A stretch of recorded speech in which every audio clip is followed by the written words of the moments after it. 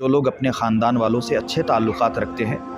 خوش اخلاقی سے پیش آتے ہیں اور مل جل کر رہتے ہیں، اپنے بھائی بہنوں سے، اپنے چچا بابا سے، اپنے عزیز و اقارب سے، دوستوں سے، خاندان والوں سے، گاؤں والوں سے مسکرا کر ملتے ہیں، تو ہم نے حدیثوں میں پڑھا ہے کہ اللہ ان کے رزق و روزی میں برکت عطا کرتا ہے، اور خود یہ بھی ہے کہ قیامت کے دن ان کا حساب اللہ بہت آسان کر دے گا، اور جنت میں جانے والوں میں ایک جو صف ہوگی خود ان لوگوں کی ہوگی جو صلہ رحم سے پیش آتے ہیں، جو تعلقات بنا کے رکھتے ہیں اپنے خاندان والوں سے، رشتہ داروں سے، عزیز و اقارب سے۔ لیکن ہم نے اسی کے بالکل برعکس پڑھا ہے کہ اگر کوئی شخص اپنے خاندان والوں سے، بھائی بہنوں سے، رشتہ داروں سے، چچا بابا سے یا کسی سے بھی لا تعلقی کرتا ہے، اور خود اپنے بچے کو بھی یہ تربیت دے رہے ہیں کہ دیکھو بیٹا ہماری فلاں سے لا تعلقی ہے، فلاں چچا سے، فلاں بابا سے، فلاں بھائی سے، فلاں بہن سے لا تعلقی ہے، لہٰذا تمہیں بھی اس پر عمل کرنا ہوگا، اور جب تک ہم زندہ ہیں ہماری زندگی میں اور ہمارے مرنے کے بعد بھی تمہیں ان سے تعلق رکھنے کی کوئی ضرورت نہیں ہے، نہ ان کے مرنے میں، نہ جینے میں، نہ ان کی خوشی میں، نہ ان کے غم میں۔ یہ اسلام کی بالکل برخلاف تعلیم ہے،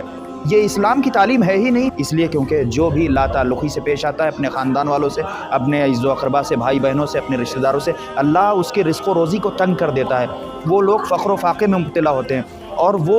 ایسے لوگوں کا روز قیامت حساب بہت سخت ہوگا جو تھوڑی تھوڑی سی باتوں پر اپنے خاندان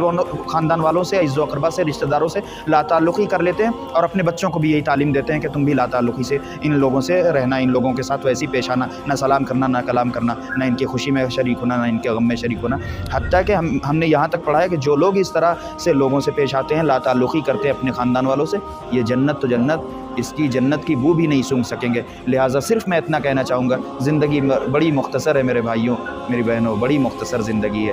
آج کل تو معلوم بھی نہیں، پہلے تو یہ معلوم تھا ایک انسان 60 سال جیتا ہے، 70 سال،